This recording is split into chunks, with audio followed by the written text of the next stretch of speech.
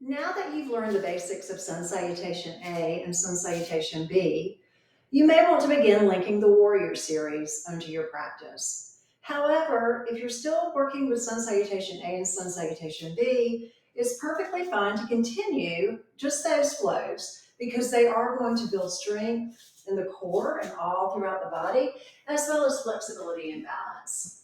So what we're going to do today is I'm going to teach you several postures, beginning with Warrior One. So high crescent lunge is different from Warrior One. I usually do high crescent lunge in my Sun Salutation A and B because I believe that it protects the knee a little bit better.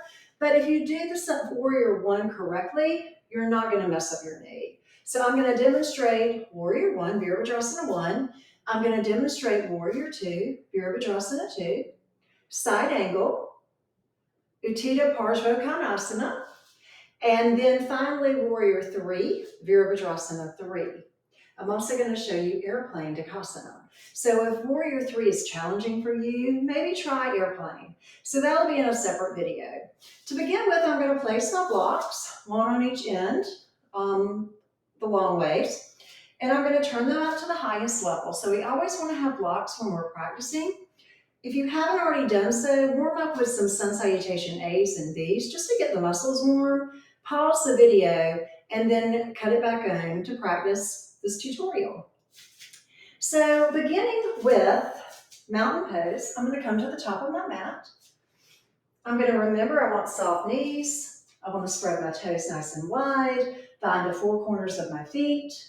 I'm going to take an inhale, roll my shoulders up, and exhale my shoulders back and down, and engage my core. So imagine you're pressing your low back into that imaginary wall, or you can use your fists, and engage those core muscles. So as if we're wrapping around the entire abdominal region, not just the tummy muscles, all right? We're going to begin with chair pose, Utkatasana. So on an inhale, we're going to bend our knees, come into a seated chair, imaginary seated chair, excuse me. You can raise the arms out or bring them to prayer hands, whatever's comfortable for you. On the exhale, we're going to forward fold, coming into Uttanasana, just to go through the flow so we can work our way into Warrior One easier. On an inhale, we're going to halfway lift, Ardha Uttanasana. And simply today, bend the knees, plant the hands, and take downward facing dog, Adho Mukha Svanasana. So skipping Chaturanga, unless you really feel the need to do a Chaturanga, by all means feel free. On your inhale, extend your left leg up into three-legged dog, trying to keep your hips square. And on the exhale, bring your left foot between your hands, tub it up if you need to, into low runner's lunge. And you may want to place your hands on a block here. And on an inhale, bring yourself up to high crescent lunge. Now from here, you can simply drop this back foot down, all right? So when I drop my back foot down, I'm pressing into the four corners of that back foot. So I really don't want that outer blade of the foot to lift up. I want to plant my foot so that I'm pressing the four corners into the mat, and my toes are pointed at a 45-degree angle towards the side of the mat, coming towards the top right corner, all right? So we don't want our foot to point to the side or back because that can really damage your knee. We're going to square the hips to the front and extend the arms up. So our feet are hip width apart in this posture. The knee is slightly bent. There's an internal rotation of the hips here. Taking several breaths, pressing equal weight into both feet. From here, I'm going to plant my hands, lift this back foot and the heel, step back to downward facing dog. And we'll do the other side. So inhaling the right foot high for three-legged dog and bringing the right foot forward. Instead of going straight into high crescent, you can just go ahead and plant that back foot down, as I'm doing here. Pressing into the four corners of both feet and inhaling up, Virabhadrasana 1. So my hips are squared to the front of the mat. There's an internal rotation of the hips. The rule generally is that your knees and your toes should be going in the same direction. So as you can see here, let me move this block. The toes of my right foot are pointing straight ahead. My knee is pointing straight ahead. The toes of my back foot are pointing at an angle towards the top left corner of the mat in that direction, as well as my knee. Warrior one. So see how it differs from high crescent, which is simply lifting the hips and the toes of both feet pointing straight ahead. All right. Warrior two. So from warrior one,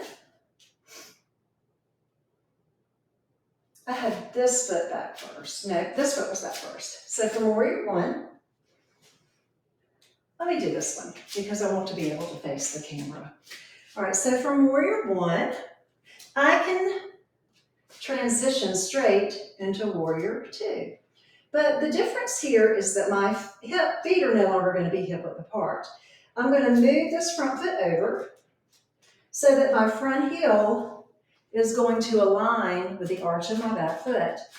Now my toes and knees for warrior two are facing to the side at a 90-degree angle. So notice my knee is facing out, my toes are facing out. My front foot is still forward. This is an external rotation of the hips. I'm going to gaze over my front hand and take several breaths. Feel free to back this foot up if you want to go a little deeper into your warrior two. From here, I can add a variation, reverse warrior, or dancing warrior. So turning my right palm up, lifting it toward the ceiling or the sky, and gently placing my fingers on the back leg. I don't want to press into that knee joint, just gazing upwards. And then exhaling to warrior two. Oops, I want my arms even. All right, from here, we can transition to the other side. So turning my toes forward to the side of the mat or towards the camera, slightly pigeon-toeing my feet inward, I can take a wide-legged forward fold here. So maybe arching the back as you look up and then exhaling into my forward fold, allowing my upper body to hang, releasing some of the tension from the back and the head, the neck, the shoulders. I can use a block here to rest my hands on. As my hamstrings loosen up, I can perhaps bring my hands to the floor, lift halfway to build some core strength, then exhale back down, then softening my knees coming all the way up. All right. From here, we can take warrior two on the other side. So simply turning this other foot towards the back of the mat, making sure that my heel is aligning with the arch of the back foot. All right. So from here, it doesn't look like it. You may have to play around with it, bringing your arms parallel and then exhaling into your warrior two, gazing over the front hand. And if you feel like you need to make adjustments, do so. Then turning that left palm up and taking that dancing or reverse warrior. You can hold these for longer or for shorter periods, whatever suits you. And then inhaling up, turning the toes inward, and taking that wide-legged forward fold again, remembering to keep the knees soft and never locking them out.